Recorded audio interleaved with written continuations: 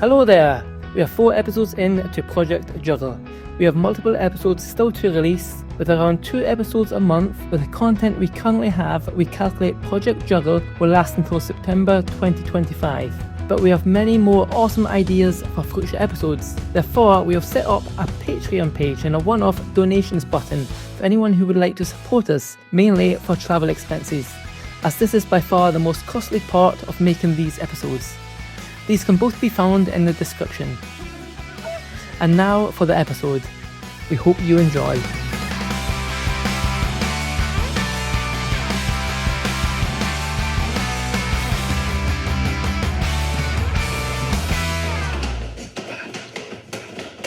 Amazing. Lewis, are you recording?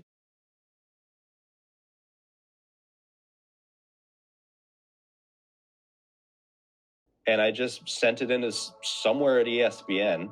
Somebody watched it, they called me, and they said, we'll give you 5 shows on ESPN. But I would literally be like practicing juggling at the bus stop waiting for school.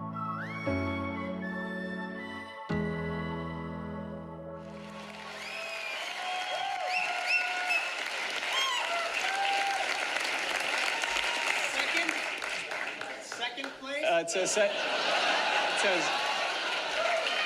second place there. Yeah, I'm sorry. What the hell is that about? I don't know. It says... You have qualified the same amount of objects as Anthony Gatto. Why did you see the need to create another type of juggle competition? You're performing for this underground cult juggling community.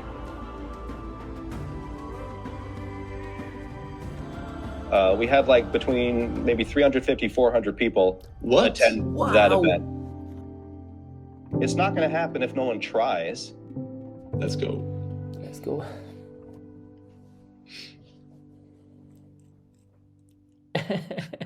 Are you nervous?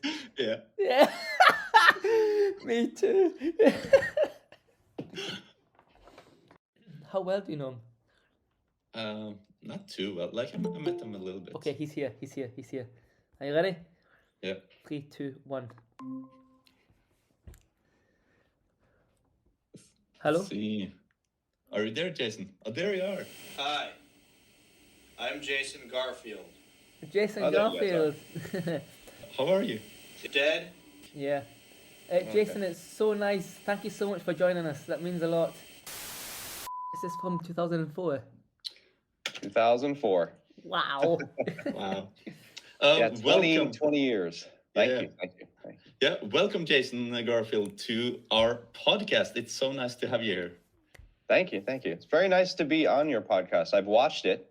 I think you guys are doing a really good job on this podcast. And Lewis, your documentaries, you're doing a lot of work on those. They're comprehensive. They're as much work as you would see in any other mainstream documentary. So very, very thorough and entertaining. And the post-production work that you put into it, the math that you've done watching, like I was watching some of Spencer's, and what was funny to me, because this kind of reminds me of when I used to practice like that. When you counted the number of attempts, the number of 7 club tries, just how many times he tried doing 7 clubs to get that trick. And I used to do that. I used to watch my practice videos. I'd record the whole thing. And then like, how many times did I try to juggle 7 clubs? And it's like in the hundreds. It's like a crazy amount. Now, that's not necessarily the best way to do it, but I did appreciate you pointing that out, because Jason, it's something that I did too. That means a lot. Thank you so much. Coming from you as well. Yeah, thank you. I do remember, sorry, we've not even started the podcast properly, but I remember reading online that you used to practice, you used to film every single practice. Is that correct? Oh, yeah. Yeah. Wow. I would film. The only thing that I did wrong about that is I would record them all, and then I would watch them all later when I got home. What I should have done is watch them every 5 minutes to coach myself, to see what I'm doing wrong. Because, you get home and you'd watch it and like, oh, there's the same mistake for 2 hours, right? And then, okay, maybe next time I can work on that. But that's one of the biggest pieces of advice that I give people that I train, is that when I'm not around, you can still help yourself. You've heard all of the coaching I've given you. You need to be able to see it for yourself too. So record just a little bit at a time and go back and forth. Yeah. I actually remember me and Christian Vanvik and more of the Norwegian jugglers as well. We talked about this idea of having a huge big screen, which constantly is showcasing everything that we just did, but like 15 seconds delayed, so that you kind of always have the opportunity to see yourself in a way. So kind of like a huge mirror, but yeah. Sounds expensive. Yeah, it probably is. Yeah. But yeah, Jason, when we first were going to talk with you, it was mostly about why do different people run juggling conventions. And then we figure out that with the WJF, it's kind of so much to it. And then also when we started to look more into it, we're like, now the last years, we've mainly thought about you as the WJF guy, but then we remembered, wait, some years back, it was way more kind of the juggler. I also juggled. That you were. Yeah, exactly. I'm not some random guy that started doing juggling conventions. And then we're like, okay, what are actually the accomplishments? And those are great. So I'm going to read out a lot of them that we've found. Okay. You have held the 11-ball world record twice. Once tying it with Bruce Serafian's 12 catches record.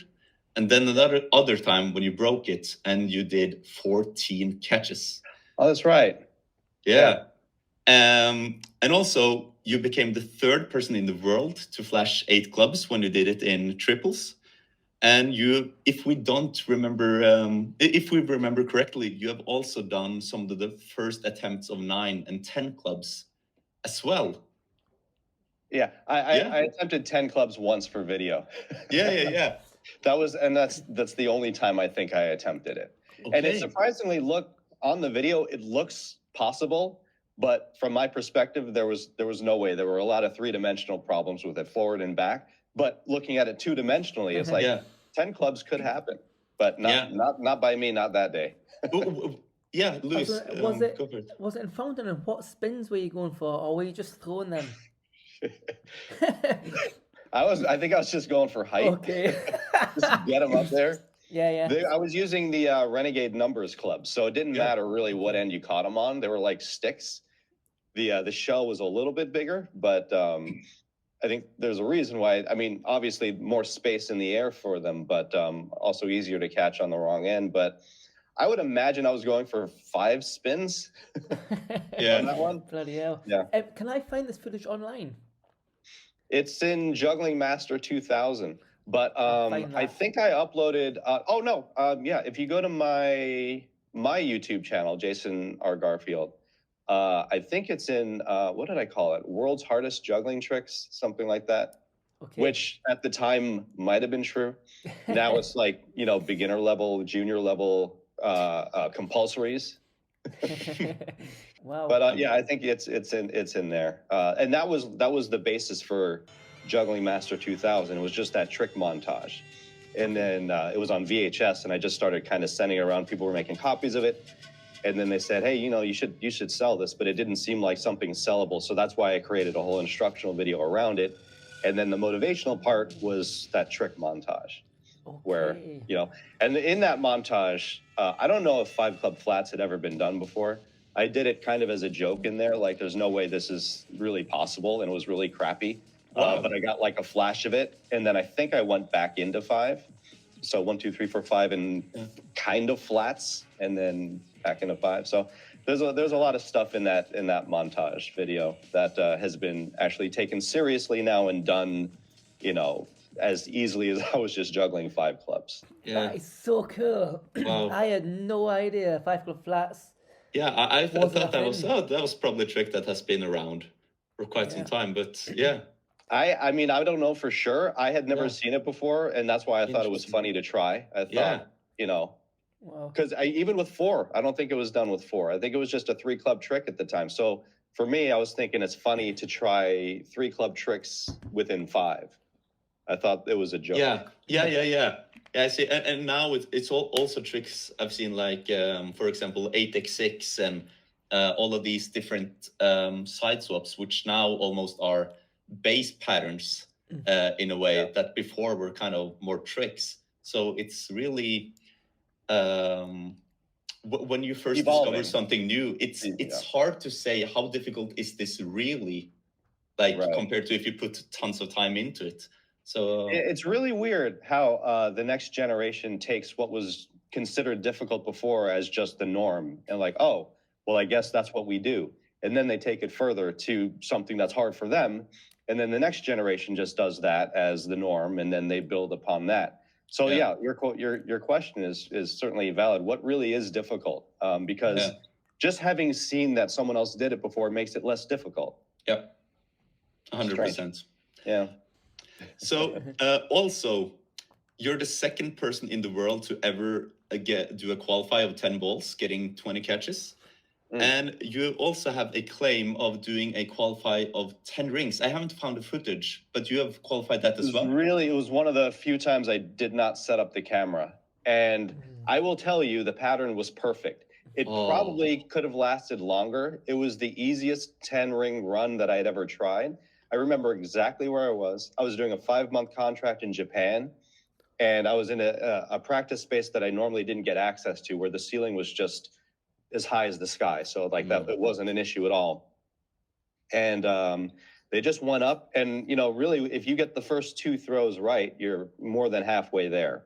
If the first 2 throws, you know, the right and the left are the right height and, you know, not going in front of you or behind you, and they're just placed properly, then that just sets up the framework for the rest of the pattern. So that happened, and then the rest followed. And then I was just like juggling 10 rings. Like, for that moment in my life, I knew what it felt like to just run 10 rings. And was it I didn't try it again, though. I don't know why. I mean, I must have tried it again, and it must have just never happened again. There's no way I just said, well, I'm good for the rest of my life. I'm never doing it again. I just don't recall. I probably don't recall because it didn't happen as well again. So, but it did happen once, yeah. Was it sync or async? Oh, async. Async. Okay, sync. You'll never catch me. You'll never catch me doing sync as any sort of an endurance record attempt. As a trick. Yeah. I'll use it as an exercise also to go into and out of from async, but I'll always end in async. It's just a thing I have. I don't know. Cool. Yeah. And also, this means that at least if we consider your 10-ring qualify, you have qualified the same amount of objects as Anthony Gatto officially has done. Oh, well, yeah, I guess at that time, whatever was being done was what I was aiming for, right? Yeah. No more, no less. So I wasn't trying to push the boundaries. I was trying to match them and maybe just get one more throw. Yeah. But also, like, the thing is that when I see this, the 11-ball world record and all these really high numbers with the qualifies, I haven't really thought about you as a numbers juggler, but you clearly are in a way. Well, not now, not by today's standards. Yeah, but you, with the qualifies, yes, 100%. Yeah. So that's those impressive. are. I mean, that was part of it. It was numbers, and it was really hard tricks with still kind of numbers, but not as high numbers as numbers alone numbers. Yeah. I wrote down, for example, one trick I remember seeing, which was a 5-club, 5-up 2-stage 1080. So first a 360 and then a 720. Instead of a 5-up 3-stage 1080, you did a 5-up 2-stage 1080. I did that? Yes. I'm quite sure I've seen that. Oh, I did all 5 ups, spin once under the first 2, twice under the last 3. Yes. That's pretty good. Yeah, it is. And also I obviously I must have resumed the pattern, otherwise there wouldn't be evidence of it. I wouldn't show that. Yeah. That must be in that trick montage that I was talking about. I think it's in the same video that you also did, which I've written down, a 5-club, 5-up 2-stage 720 in back crosses, which also is a really, really good one. That one I did at WJF 1. Who was it?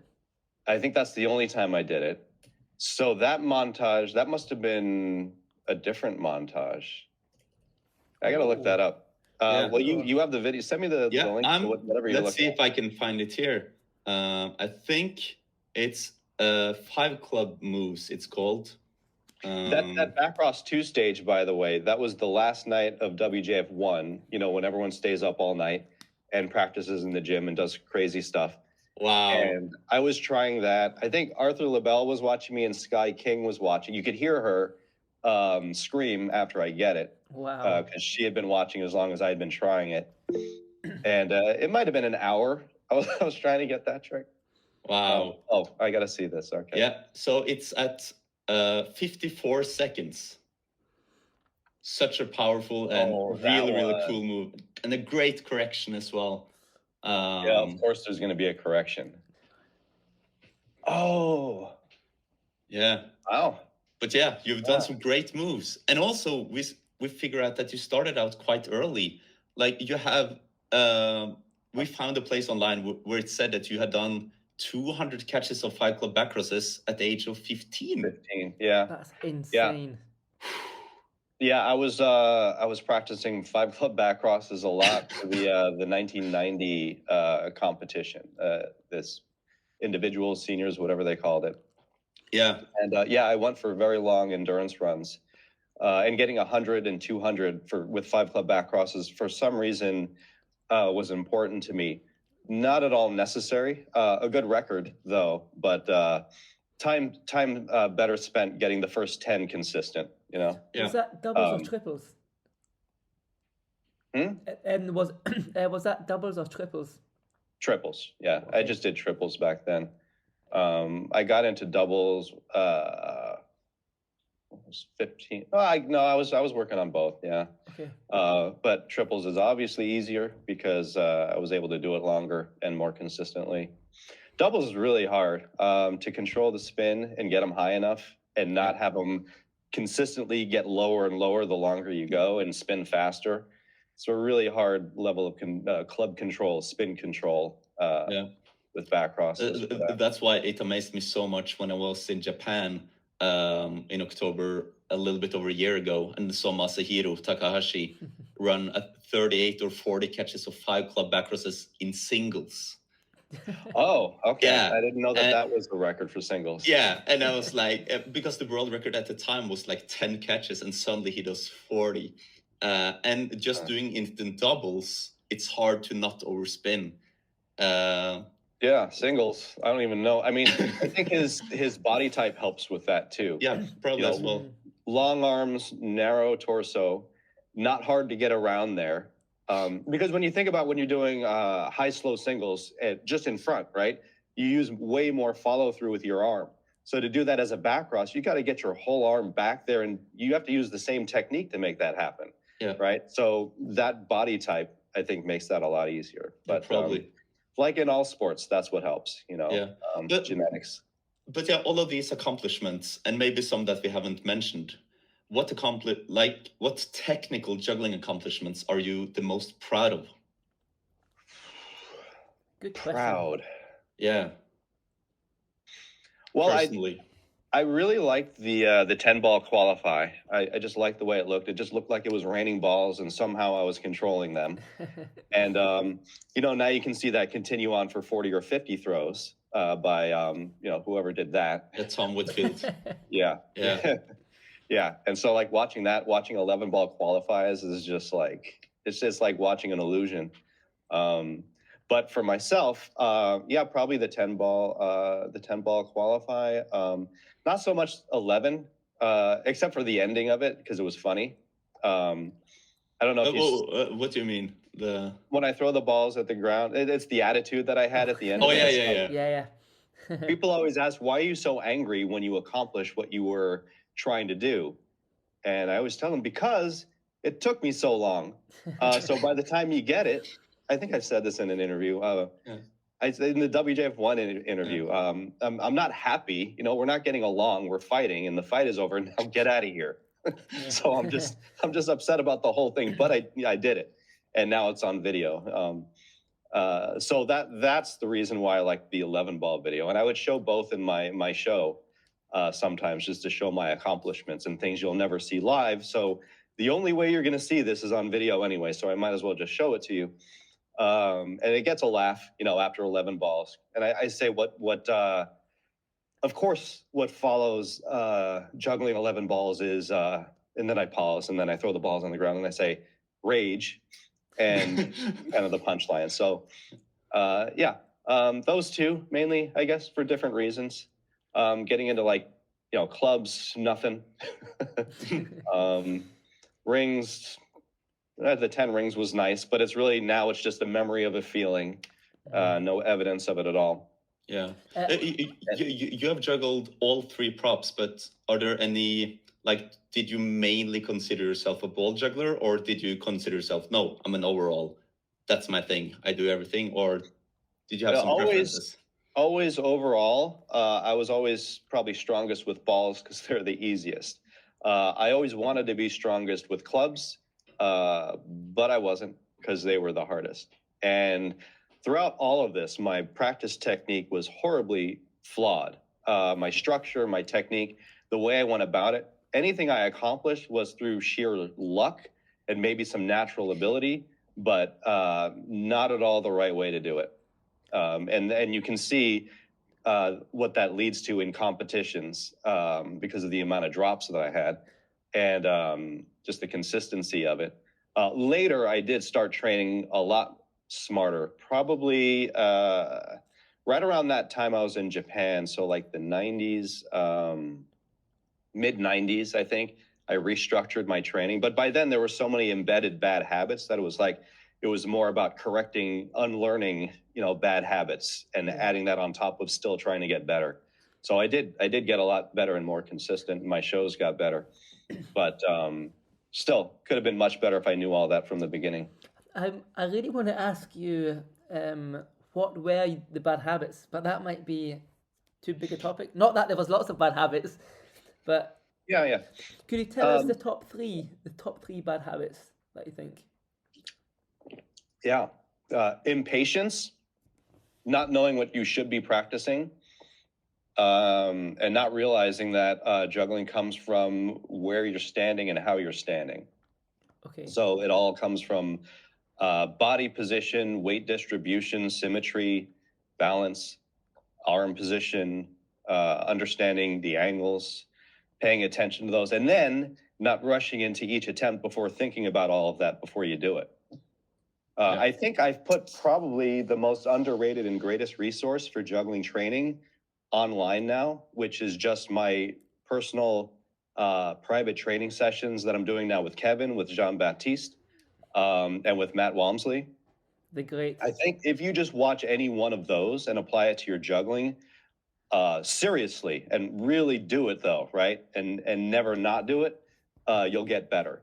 You might not be as good as you think you are. You might have to take a few steps back, but the quickest path to getting better is taking a few steps back, implementing all of the training that's in those sessions, and not progressing. I mean, I've said this ever since Theory and Practice of Juggling, or even Juggling Master 2000, not advancing until you've perfected the step before and knowing what that step is and where your skill level is and where to work on the problem. Did you ever have a coach? No, I mean, that explains everything that I'm talking about, right? This was all through self-discovery and thinking and realizing the mistakes that I made. But no, never a coach.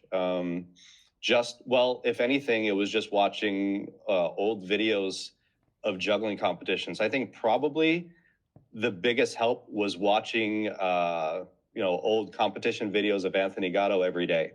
Wow. I watched, and I tell people to do that too, because visualization is also a very, very big part of succeeding in you have to know what it's supposed to look like.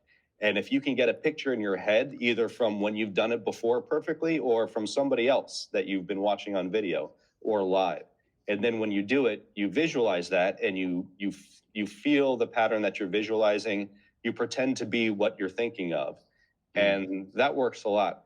I use that a lot for the, it doesn't always work, but it works more often than if I'm not trying to implement this. The 5 club, 5 up back cross 360, you have no time to think about what not to do. And you should never think of what not to do. So all you all you do is but visualize, what is this supposed to look like? Yeah. And then if you've done it, what does this feel like? And then you just have to trust it. You can't think about where every single throw is supposed to go. You just think of, what does the whole thing look like when it's done? And then you just magically do it. That doesn't mean that you're going to do that the first time. There's still a lot of learning to get to that point. But after you've been able to do it, that's how you do it. Lewis, should you do the quick bonus questions? Yes. Okay, so we don't have to put these in if you don't want, but I will just fire them out.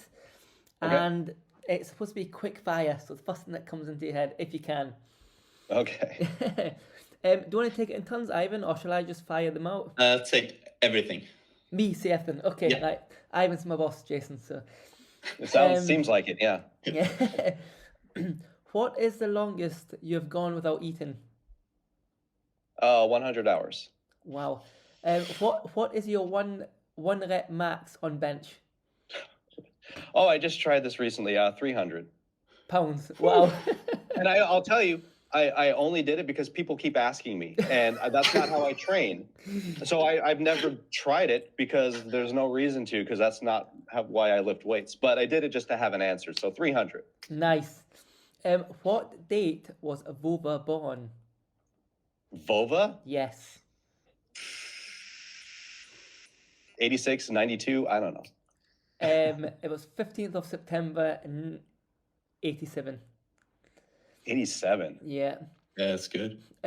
What year, now you were here, what year did Olga first flash 7 clubs? You were there. 2005. Yeah, of course I was. I shot the video of it, 2005. Was it? It was uploaded on Wait, 2000. wait, Go on. wait, Look, wait. I won't say anything. Well, 2005 or 2006? It was uploaded 2006. So. Upload in 2006. Yes. But no, yeah, but that was because we were we were training for WJF 2, which was in 2005 in December. Okay. That happened the summer before. Okay. So that actually happened 2005, summer of 2005. Did it? Okay. Yeah. Nice. On a scale of 0 to 10, how awkward was it to juggle John McGraw's tennis balls to a live audience for TV? Should we try a few tennis balls? I mean, since I'm a tennis player. Did I? I juggled tennis balls? I'm sure you did. Or they look like, I'm sure they were tennis balls. Okay. Well, not awkward because I don't have any memory of it being awkward. Okay. I might have, but you know, tennis balls, they're just light, but I probably only did 3. Anything between 3 and 5 is just not, if you know, anything higher than that, it would have been awkward probably. I've not actually looked at this today, but I have a memory from years and years and years ago. You're juggling 5 tennis balls, and John says, "I'm going to throw one in," and he said, "Where?" And he said, "Oh, it doesn't matter, just throw it." And then he try and go into 6, but they bounce from one another, and just dissipate. But if you can't remember that, that's fine. No, that sounds familiar. Yeah, I haven't watched the full. I have an edited version, so sounds like I edited that out. Okay. Okay, I've never seen the unedited version. Yeah. Sorry for telling people that happened. Yeah, no, that does. Now that you mentioned it and described it, that does sound familiar. Yeah. So that was probably, the whole interaction was probably awkward once he just threw it. You know, you deal with people that don't understand how juggling works, and you're already doing 5. And like, if we started with 3, we could do something. You can throw in the 4th. You didn't tell me you wanted to throw anything in, and now I'm already doing 5. I hope this one makes sense. In 2004, in your 2004 routine, you connected a 5-bar 3-up 360, and then a 5-up 360, and then to another 3-up 360. True or false, there was 0 connecting throws between each 360. Oh, no, false. Back then, and that was the only year, we changed it afterwards. The first year, there was a 1 setup throw allowance for connections. Wow. So for a brief moment in history, you could get connection bonus points with a setup throw that allowed you to connect everything with your dominant hand. Cool. I never knew that. That is cool. Yeah, that was the first one. You know, we change things almost every year, but that one changed and then stuck forever. Yeah. Yeah, and then from that, then we took away being able to do the same move twice if the second one was in connection with another move. So now it's just every move only once, no matter what. Nice, So, cool. At some point, there won't be any juggling allowed at all. Rank these jugglers in order: Delaney, Thomas Dietz, and Doug. In order. So I'll start with first, second, and third. Yes. Delaney, Doug, Thomas.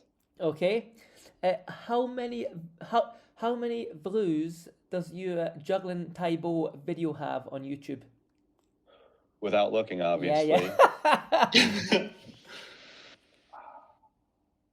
I know it did really well. There was some sort of boost that it got. I don't know, 500,000. 123,000. Okay, yeah, that sounds about right. On the WJF YouTube page, how many videos do you currently have public?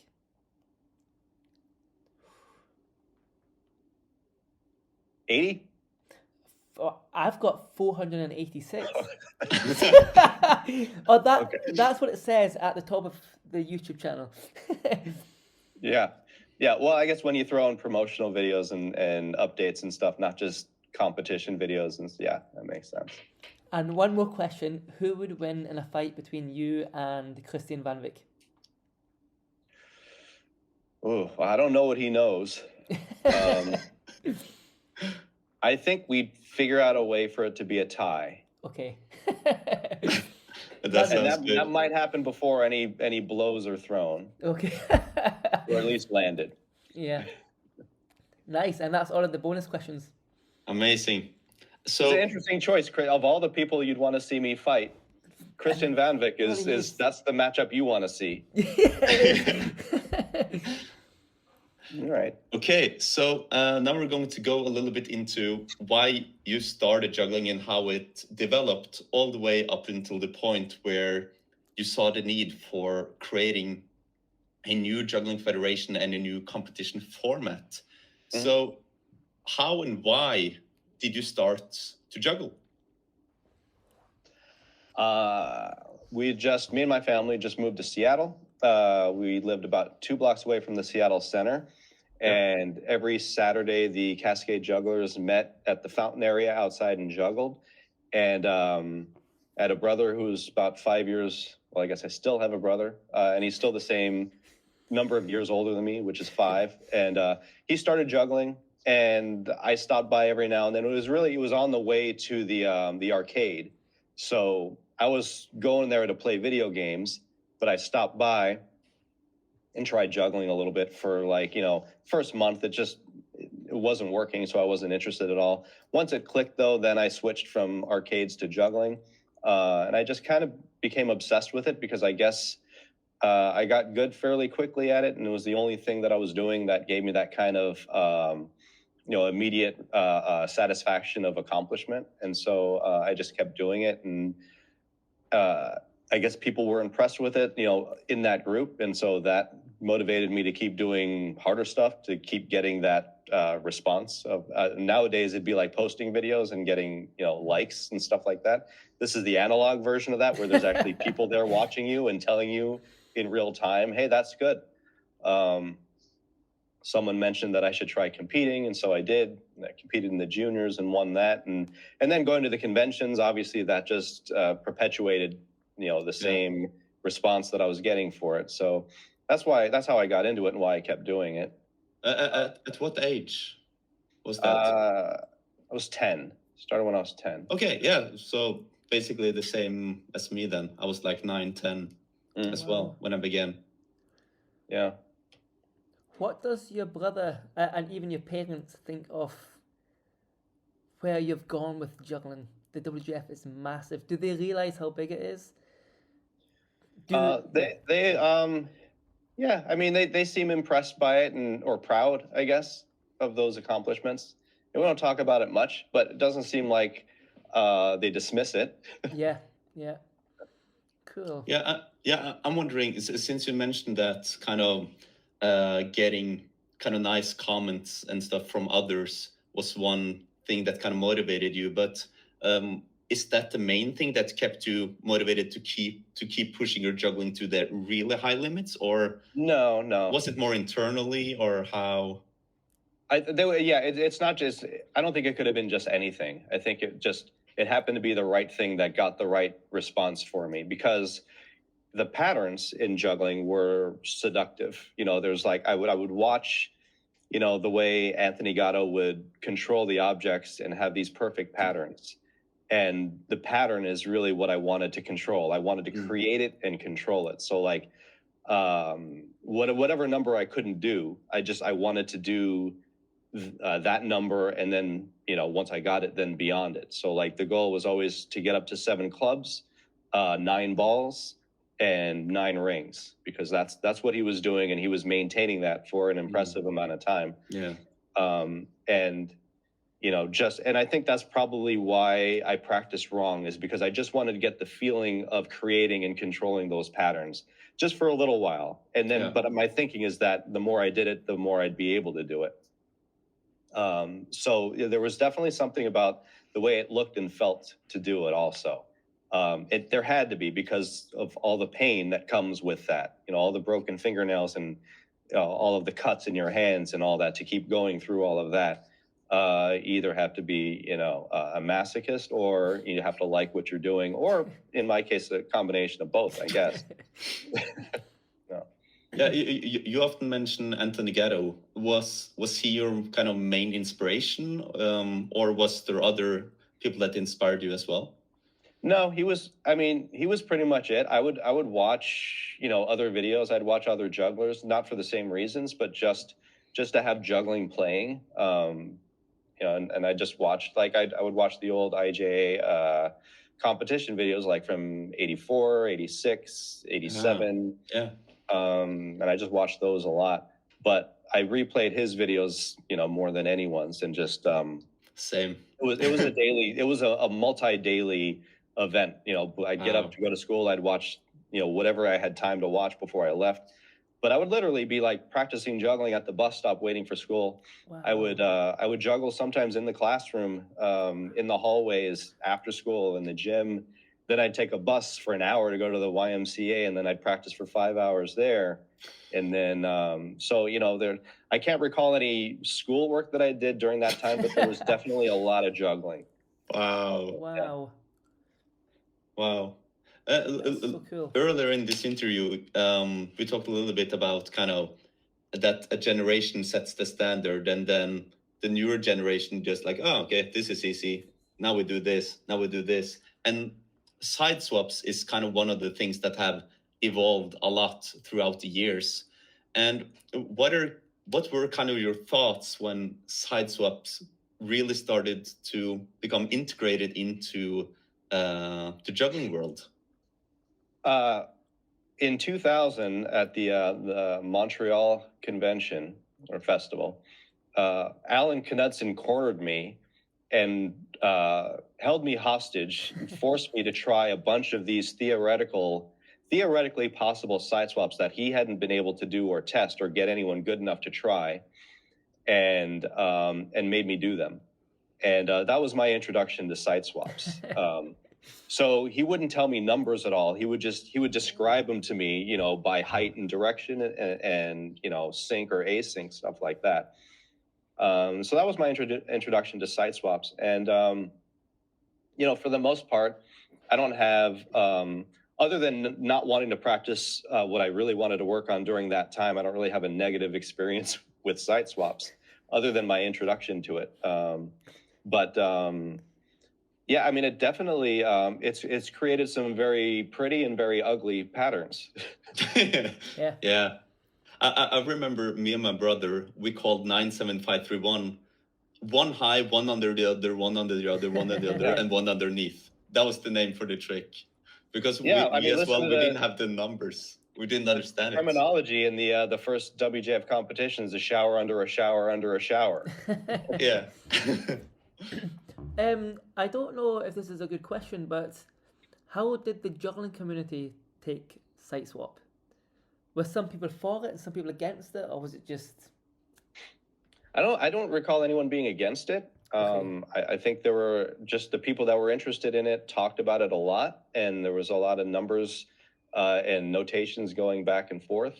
And yeah, it didn't really have any sort of impact on me necessarily. I think it's like patterns like 6x4 were really difficult for me and still are, because I did not start off juggling that way.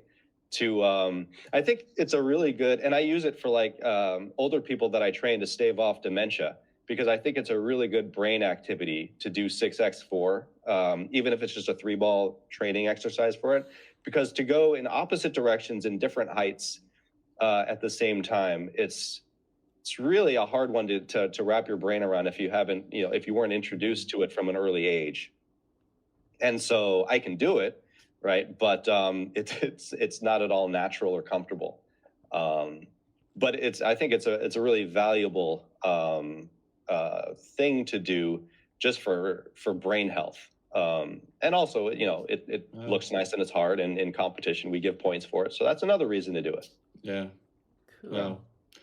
Jason, you there was, like, in terms of competition, if we were getting into that, there was already the IJ hosting different juggling competitions, and we know that you have competed and won juniors, you have won individuals twice, if we're correct, as well as winning the different numbers competitions multiple times, and you won with all the 3 different props. So you've won a lot in terms of juggling competitions. But therefore, why did you see the need to create another type of juggling competition? Why wasn't this enough? Well, the way I describe those competitions is that you go there, you do your best, and you're performing for this underground cult juggling community that gives you appreciation for it, but it ends there.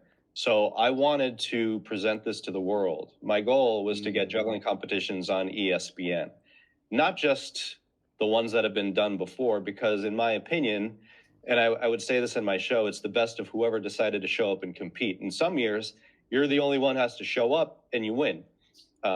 So, I mean, that's an attendance issue, but that's also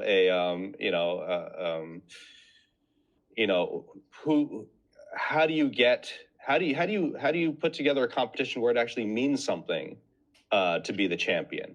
Who did you beat is really what's important to factor into that. Not just that, but how is it produced and what are the rules of the competition? A lot of that I disagreed with the competitions that I won. Now, I did win for the right reasons, because I think at the heart of those competitions, if you're still the best technical juggler there and you do a lot of really difficult stuff and you have minimal mistakes, you might win. You probably will win, but it's very heavily performance-based also.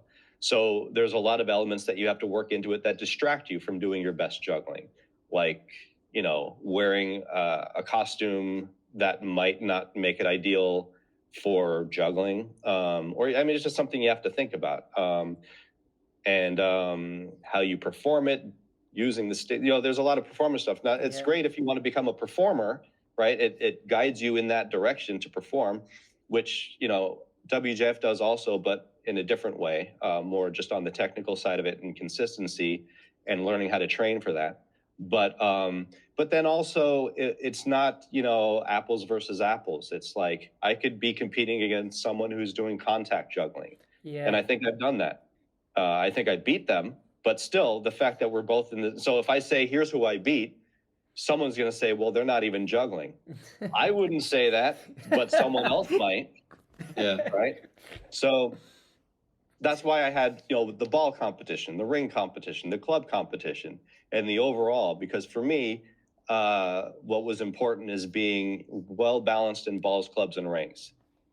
It might just be because that's what Anthony Gatto did, and that's what I emulated, and that's what was attractive to me in juggling. So a lot of what you're going to see in the WJF is just my opinion on what I think good technical juggling is and the props that I think fit within that. So that, and then also the production value of the competitions. Like, you don't just want to throw on TV, you know, a one camera shoot of some dingy gym and people. So like the numbers competition is just being held in the gym, and like there's a bunch of eyesores in the background. So prettying it up and making it more sports entertainment and not just, you know, people juggling where they've been juggling, but also from that, making it more attractive for jugglers to participate in, because it's prettier. This looks, not for people that are leaning towards sport juggling, this is where you go for that, because we take that seriously and we present it in a way that you can be proud of. So I think all of those things were the reasons why. And for a while, like you would always see people comment on the boards, like, how come juggling isn't on TV? There's a lot of questions, people just asking and people complaining, and it should be in it, but no one's doing anything about it. Yeah. And there was just this one moment when I said, well, it's not going to happen if no one tries. So, you know, it's like that joke about why can't I win the lottery? And, you know, God says, at least buy a ticket, right? So, so, you know, just trying is what got it done. Wow. Same thing for the Olympics, just trying and putting the effort out there into the world so that people can hear what you're trying to do, and it works its way around. And that's how we were able to get to Paris. Just because I said, we're going to try to get juggling in the Olympics. Didn't have like a roadmap or a plan. I don't know how you do that. I mean, juggling is pretty small. It certainly wouldn't be for the same reason that breaking got into the Olympics, because breaking has a very large following. What's right? that? So it's got to be break dancing. Yeah. Okay. Yeah. Breakdancing. Yeah. So so all of those things are what we've been working toward. And the funny thing for me anyway is that it took less than a year to accomplish my overall goal for juggling. Juggling competitions on ESPN was the goal, right? And within a year, that happened. So who knows how much earlier it could have happened if someone else just tried, because all it took was for me to put together like a pitch video of it, and I just sent it in as somewhere at ESPN on VHS. Somebody watched it. They called me and they said, we'll give you 5 shows on ESPN. Now the catch was I had to produce the whole thing. It's not like they said, here's bucket loads of money, go produce this obviously profitable competition show that's going to attract massive sponsors. That wasn't the deal. There was still, the deal was, a bill really to produce it and figure out a way to do that. Did you fund it? A lot of it, yeah. Wow. Well, that first year, most of it. I mean, the convention actually did really well. I keep forgetting that. We had like between maybe 350, 400 people attend that event. Yeah. And if I knew what I was doing, this was my college education in both event planning and promotion and TV production. I mean, I had done video production before, but not on the scale of like TV production, certainly not for ESPN. So I learned a lot and I paid for it that first year. If I could go back, I could have done it for a lot less if I knew what I knew after that first year. But it got done. I got it done and done well. So, a lot of the funding for that came from the registration, from 350, 400 people registering for the event. We did get some sponsorship, loans, donations, credit cards, my savings. So I put everything I had into that.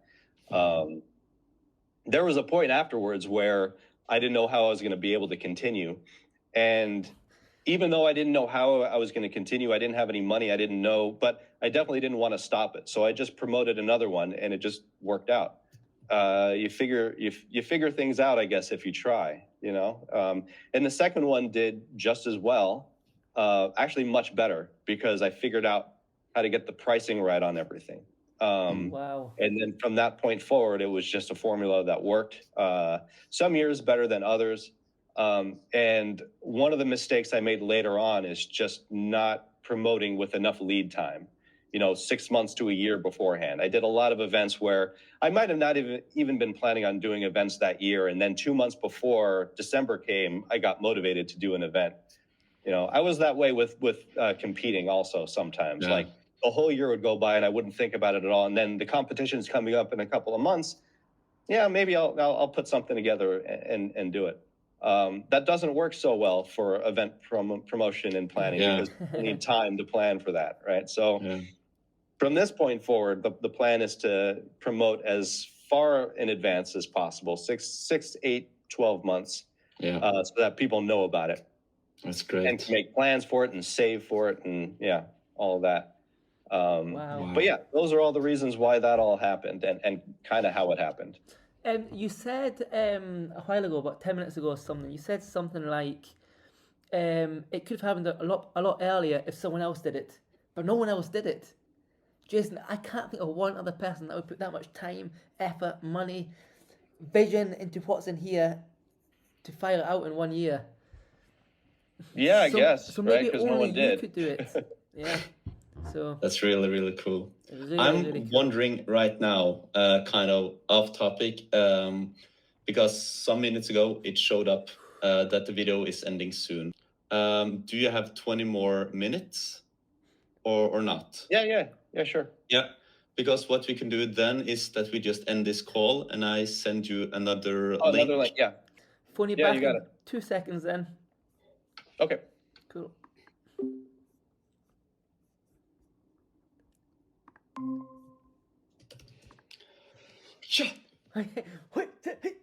Okay, this is going great. Okay. 8.5. Yeah, that's just, yeah. That was inspiring though, how it started and put everything. Why has this not been documented? Yeah. Yeah. Let's see. So good. He has seen it, but so it's not long. Nice, he's with us now.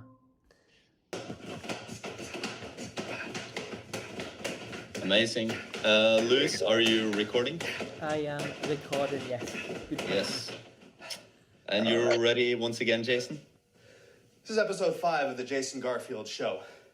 I know it's been a little while since our last podcast, but I've been a little busy. Doing what?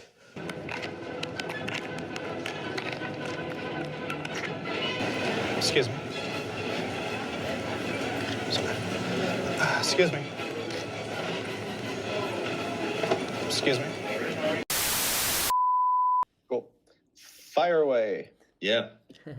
Yeah. So Jason, you recently said that there were like 300-400 people attending the first WJF events. And then I'm wondering, do you have any ideas or plans on how to increase the attendance at the WJF today? Yeah, I'm really excited about the next couple of years. Can't tell you everything I have planned right now. Some of the things that are planned, BJC, EJC, and those events, my vision for those events are going to exceed anything we've done before, from a obviously technical juggling standpoint, but from an overall sports entertainment perspective and a production value perspective. And this is going to be probably the era of live streaming of our events. Nice. So the production value of everything that you saw, I guess Paris gave you a sneak peek into that, but we were limited by where they wanted us to do it. And so it looked like we were in a gym. So it's not the kind of background I would have preferred, but that was the deal. But now we're going to have more control over that. And Ivan, you might be interested also in knowing that at the BJC, since that's only coming up in like a couple of months, maybe not even 2.5. So we're going to do short programs, but we're not going to be really using the routine forms for that. And we're not going to be using the scoring system for that because there's just not enough time for everyone to put together routines and go back and forth with the routine forms. But it will be judged, what's the word for this? I guess, it's going to be judged similarly. All right, it's going to be based off of the rules of using the routine form. So as long as you understand the rules and put together a routine that would probably work within a routine form, but without all the work of actually doing that, that way, and you'll still have to qualify for it. So like video submissions of it, but not filling out a routine form. So Yeah, and so we're going to judge it kind of like a WJF 15, where you just happen to have won, with a different sort of a scoring system for that, but based off of all the deductions that we normally take, and not repeating moves, and more connections are valued more, and things like that. The EJC though is going to be just like what we did in Paris, also with the choreography elements and all of that stuff, because we have time to do that. But so the plans for expanding, so we're gonna go. We don't necessarily need to do our own event to do our competitions, which is kind of the direction that we're going in right now. Any existing juggling competition or juggling convention or festival that has already a good turnout, and people interested in watching a sport juggling competition, we'll consider bringing our event to and doing it there. Cool. And so we're just going to do events, and we're just going to produce them and live stream them with the highest level of production value that you've ever seen in any sport juggling competitions before. I'm competing with myself on that, I know. But that's that's all we have to work with. So I'm going to keep on doing that and pushing the boundaries of what's possible. Obviously, finances are a big issue with that. So we fund this through, and we can't charge anything really. It's because we're not doing our own event now, right? So that's always been the trade-off. Is like, we could go to other events and do it there, but now how are we financing it? How are we funding it? Because we can't charge admission for any of that. So, mainly through donations, donations we've saved up, and registration that we've saved up. Membership helps a lot. I don't know if you guys are aware of what we're doing with our add-on memberships now, where we do live streams of practice competitions and training sessions. So I've seen a bit of it. Yeah, I have. Yeah.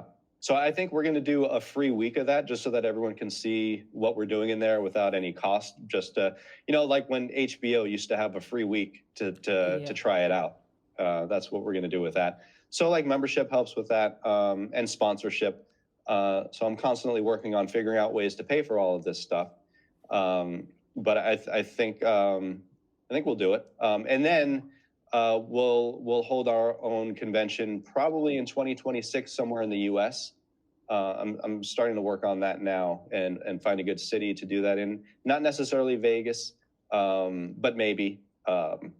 But soon I should know, because we're already within a year of 2026. Yeah. So so I want to get that figured out soon, so we can start promoting it and have that locked in.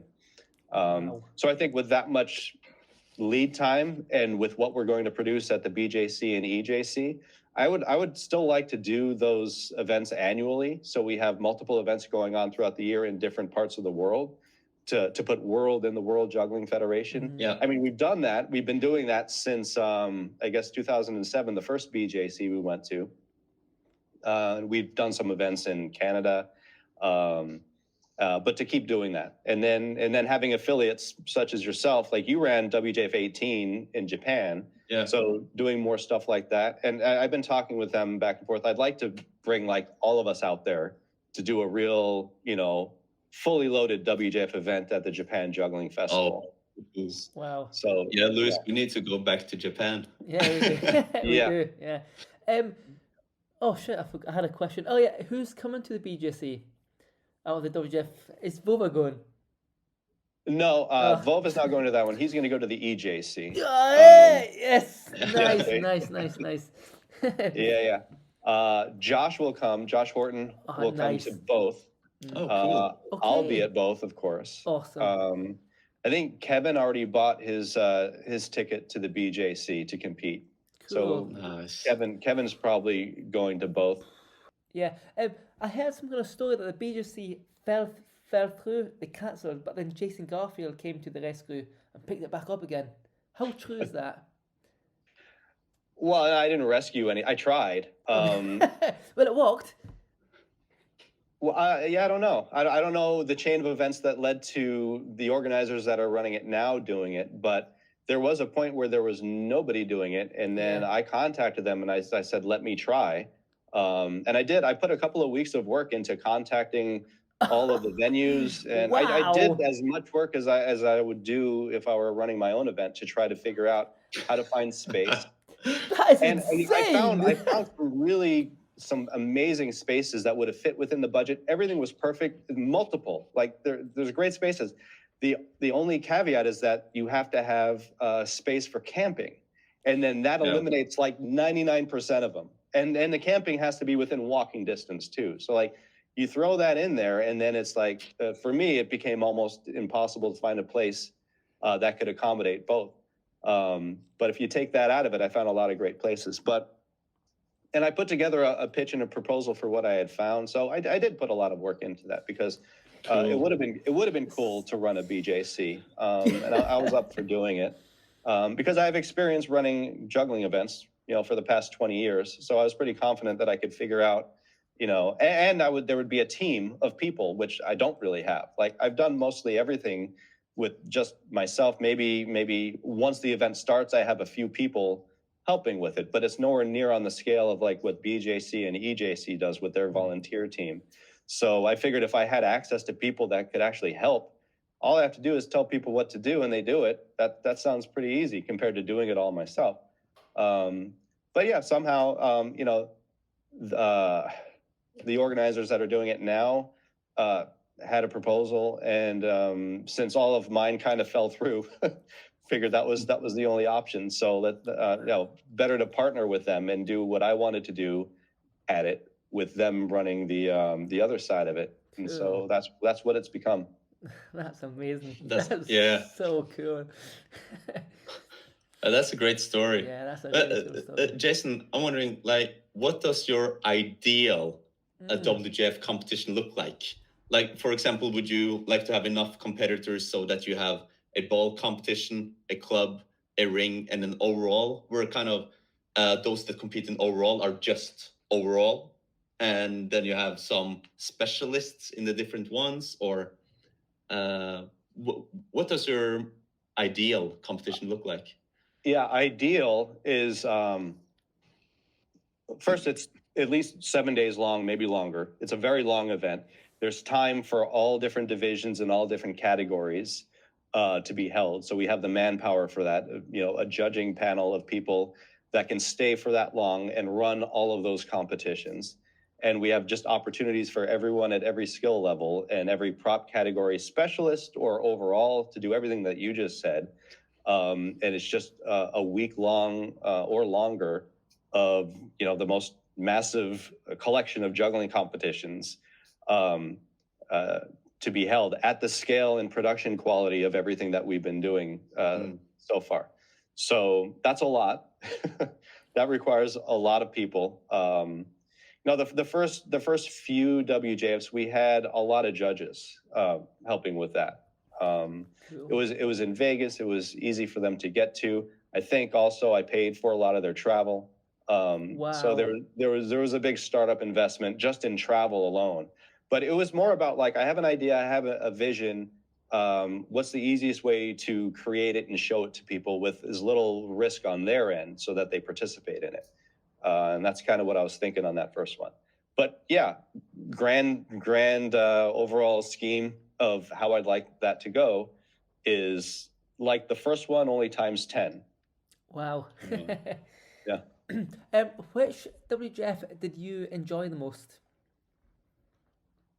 Ooh. Yeah. I mean, there's different reasons. A lot of them I don't enjoy until after they're over. One of the things I really liked about even the first one is having footage of a juggling competition that looks the way I produced it, because it just hadn't existed before. One of the things that drove me and kept me going is getting that, after the convention, the editing process, putting all of this together for TV and being able to see juggling just with the frame rate, the resolution, the quality, all of that, that really shows it in a way that hasn't been seen before. But that's a different thing. I know that's not what you're asking. No, it's all very interesting. It's so much work when I'm in it that there's just very little time or room to relax. I guess that last night on the first convention where I did the 5 Club Backcross 2 stage, I must have been having fun then because it was over, right? Yeah. They were still trying to figure out how to pay some of the bills. So that was in the back of my mind while I was doing that trick. But I think like the ninth one, wait, was that 9? Or was it 13? Or was it 2013 was the ninth one? Yeah, that's what it was. When Delaney won. Yeah. The ninth one. Yeah, it was at the first time we were at the Rio. That one was fun for me. It was more relaxing. I was able to, that one, and then I think like around WJF 13 or 14, I organized it in such a way that I had more free time and I was able to relax and juggle and hang out with people some. Most recently, like the WJF, what was that? 17, I think. Yeah, right before you did the WJF 18 in Japan. Okay, one in Vegas. You know, those were the ones that I put together with just 2 months notice. And so Wow. the turnout was like, you know, 15, 20 people. So that was just more fun. Still really good jugglers though. I would say of all the conventions that only get 15 or 20 people to show up, we still get the best jugglers in the world. Yeah. Percentage wise, for the people that show up Yeah. on those. But those were just doing something to do something. I mean, that last one. But yeah, and the one in Paris in a weird way was fun, even though it was the most stressful and aggravating of all of them, I think. Just dealing with organizers from other countries and figuring out. I mean, you were there on the day of the competition, and they wanted you guys to face in the worst direction to juggle in, where you couldn't see what you were doing. Wow. And I had to fight with them to change the whole orientation of where you guys would face and where the front would be, right? And so that, and we kept going back and forth on that. Like we would agree on it, and then they would take it back, and I'd have to convince them again, and then they would agree on it. They take it three, 4 times of the same conversation, where I had more important things to be trying to do at that time to get the competition running. But you know, in retrospect, because of what we accomplished, and also the 3 days at Azimuth in Antony, and running the games, you weren't there for all of that, but you saw the video for that, I think, right? The 3-day games championship was really fun to run. Yeah, I actually haven't seen the super long WJF 20 video. I haven't. Oh, the extended cut. Yeah, the extended. I haven't seen it yet, but I'll get you a link. I saw some of it. Yeah. Yeah, I'll get you a link. It's like 5 hours of stuff from WJF 20. Send it my way, Ivan, as well. Yeah. You guys should take a look at that, because the games, I've taken games in a whole different direction that combines strength and endurance that has nothing to do with juggling, but then including juggling within it, in a way that if you train for it, you get in very good shape. Yeah. Exactly. Cool. So Jason, now I think we're ready to finish up, but first, one last question. We know that you and the WJF is coming to the EJC, and we know that a lot of people are really excited about it. So what should we expect to see? And also those that maybe want to participate, what should they try? What should they train towards, and when will they know everything they need to know to be in as good shape as possible for the event? Yeah. What you should expect just as a spectator is the most entertaining presentation of a sport juggling competition that combines production value, entertainment, and the best juggling in the world, technical juggling. I mean, a lot of that is what we always do, but on a much higher level, because every year it goes up a bit technically. In terms of the information for people who want to participate in that, there's a lot already on our website. I think it's the WJF.com/WJF22.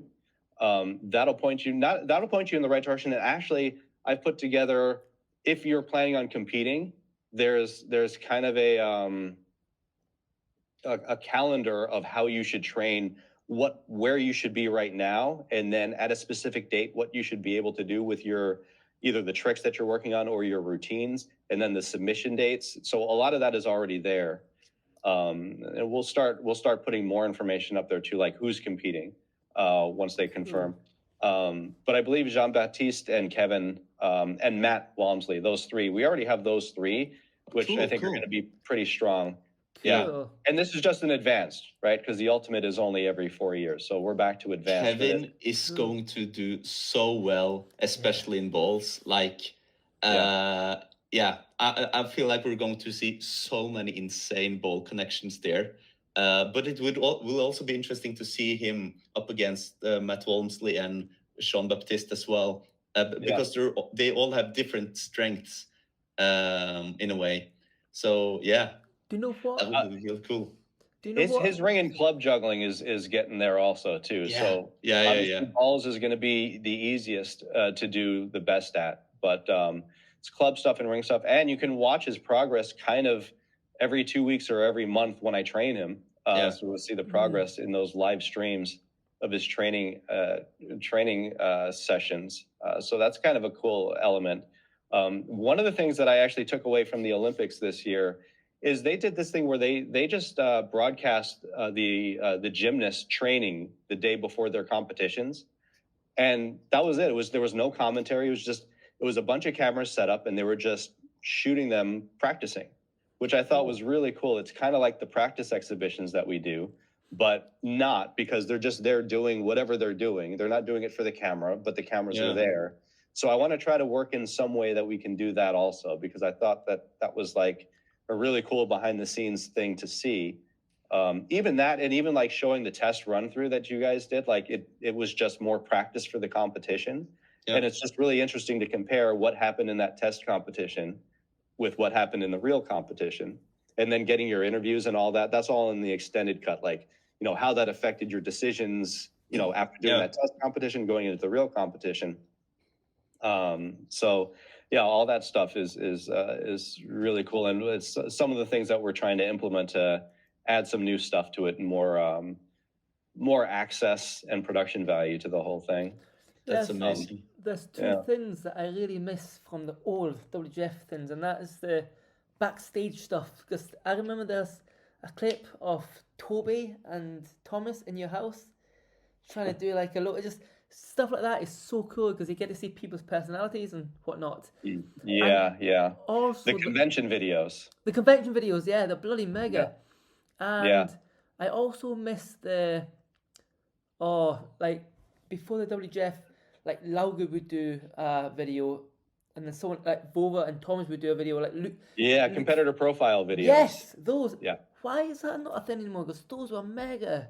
No reason. It takes someone like you sometimes to remind me of some of the stuff, some of the good stuff that we did before that we should bring back. You're right. No, those are all so cool. Those are all great things. It just comes down to, you know, like I said before, I did and mostly do everything. So all the editing, all the shooting, well, a lot of the shooting. In some years, I did all of the cameras and all of the editing.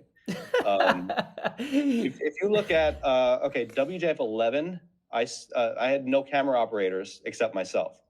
I had 4 or 5 cameras. I set them all up, right? I handheld one camera, which was like the after the competition interview shots with Jeff Savilico and the competitors. And then I would shoot at such a high resolution that I could control the camera movement better than any camera operator I was ever able to get. So if you watch that again now and watch the camera movements and watch everything that's going on, that's all done in post-production. Those are all lockdown shots. Wow. And I've done that not just for that event. I've done that for multiple other events too. I think WJF 16 and 17 I did that for also. WJF 17 actually I just got around to editing the whole thing. It's a little over 2 hours, but it's everything. It's the endurance, freestyle, and short programs all in one very long video. I'm still editing that actually. But point is, sorry, got distracted. Point is, there's only so much time that I have to do videos, right? Along with everything else that I do in my real life. So like doing convention videos, but the competitor profile videos, they should be able to do. So I will definitely make a note to bring those back for this year for sure. Convention videos, if I can find another editor and just get more behind the scenes footage and stuff like that. Because a lot of the convention video stuff, it was really cool. It was mostly behind the scenes stuff. And that shoot started sometimes several days before the convention started. You know, like I had everyone come in early. They all stayed at my place. And yeah, I was shooting videos before they even woke up. They didn't like that, but that was part of it. Oh, yeah, you got a great shot of Toby sleeping with his tennis racket or something. I'm sure. Thomas sleeping, Toby sleeping, Vova and Olga on my sofa sleeping. Yeah, and there's also a great one. I don't know if it's you or not, but Vova's about to go into a hotel room, and someone knocks on the door, and Vova's like, hey! Something. I can't remember that. I can't. But I just remember that was fucking hilarious. Yeah, that was WJF 4. Was it? Wow. He was sharing with someone else that was helping, some lady that was helping us at that time. I won't name names because I don't think that's right to say who he was sharing a room with, but it was strictly platonic. There was two rooms there. I mean, 2 beds in that room. But she was already asleep, so he was just trying to be quiet, I think. Okay. Yeah. It's insane. It's insane how much passion has gone into this. Yeah. It's So much insane. work. It's so insane.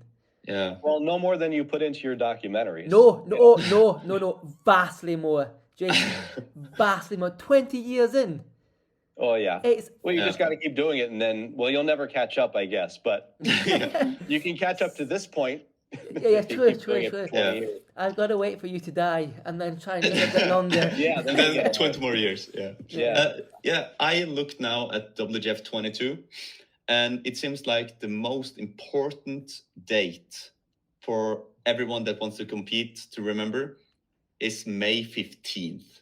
Yeah. So what happens then is before that, this is the last day, but before May 15th, if you want to compete in the routines format, so you have the balls, you have clubs, and rings, for all of these 3 routines, you need to film yourself, 1 recording, and you have to do your planned routine 5 times in a row. 2 of them needs to be dropless. 1 of them needs no more than 1 drop.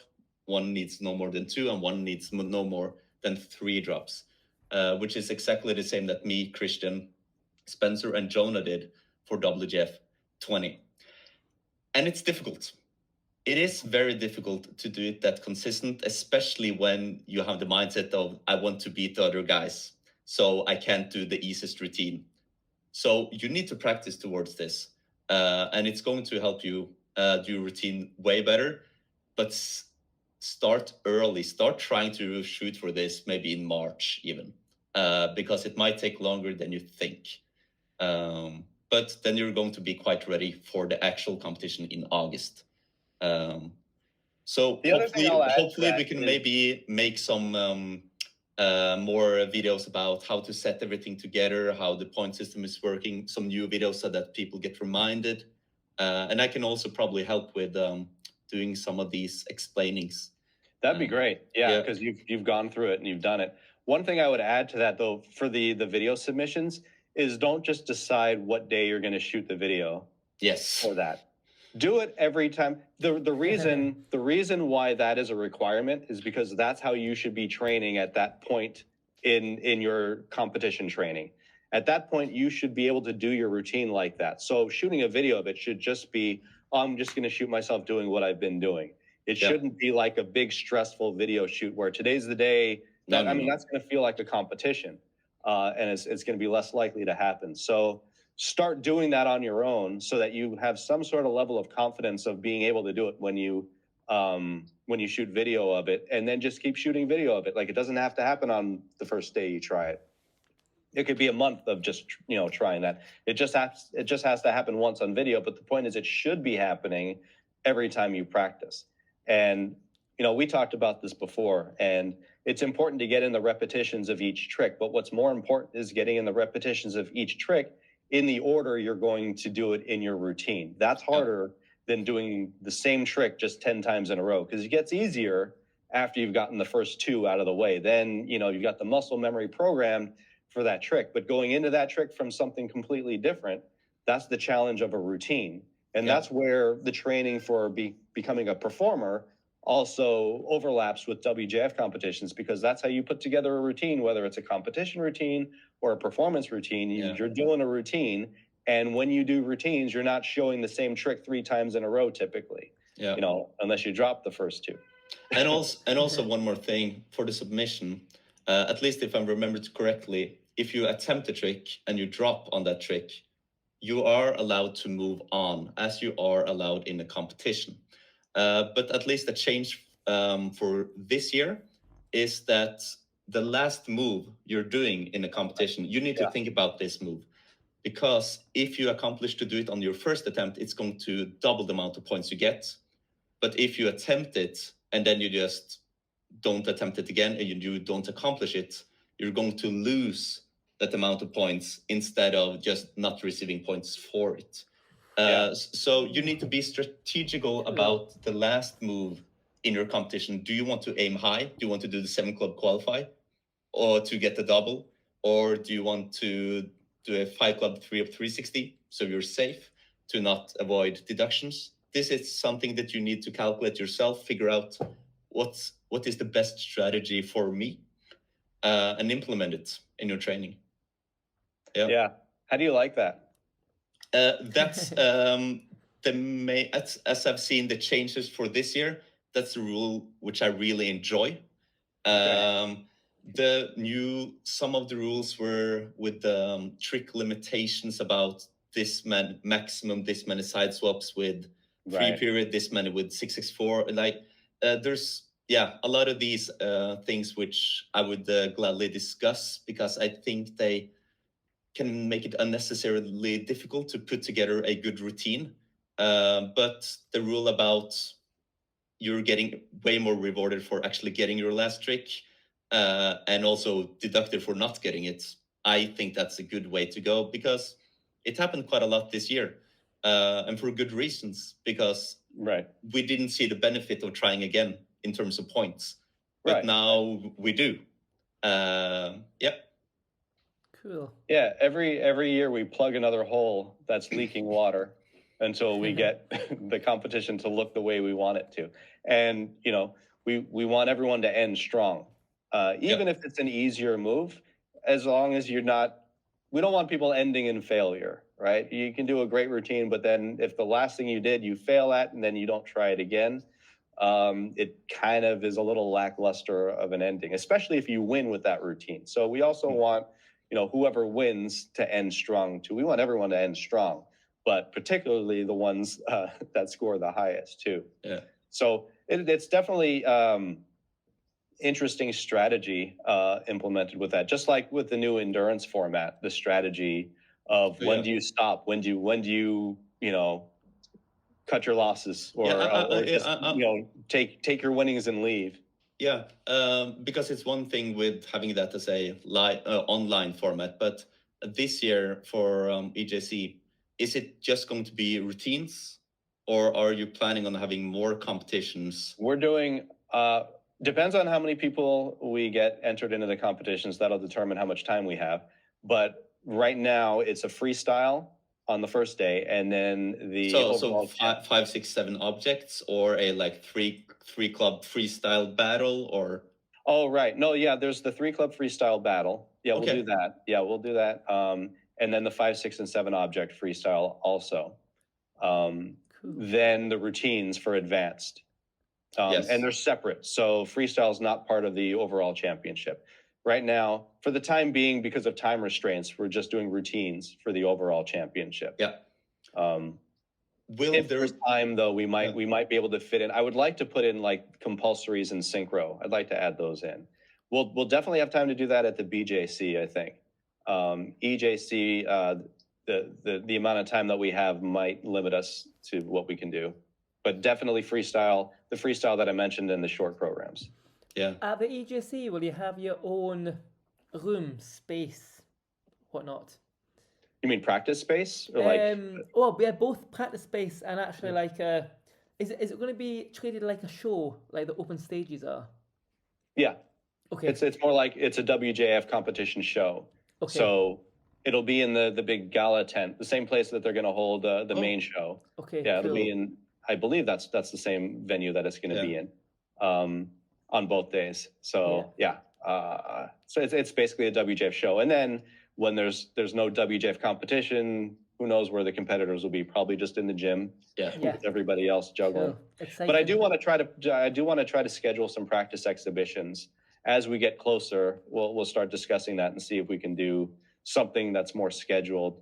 Because the whole idea of practice exhibitions always, for me, I created that because I always was worried about missing out when like the good jugglers would come to the gym and practice and I missed it, or, it was just random because it wasn't scheduled. So scheduling that lets everyone know when so-and-so is going to be practicing. And I think that's a good service to provide because people want to watch that. Yeah, I think it could be done as easily as asking different jugglers, would you mind coming all together at this time and just juggle in the gym?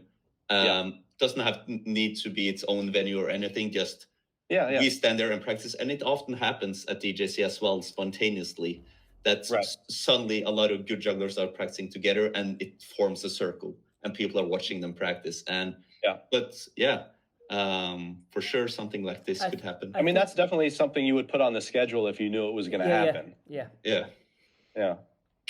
Amazing.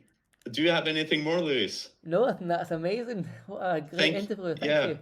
Thank you so much for answering all of our questions. It has been really interesting to hear about how much time and effort and also money in the beginning you have put in into making all of this happen and why.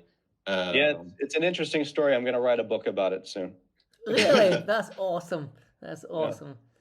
Okay. Look for that soon. Thanks a lot, Jason. Yeah, likewise. Thanks for your time. It was a lot of fun. We covered my whole life. Okay, see you soon. At least on EJC. Are we doing it? Yeah. And then do this, Jason. Come on.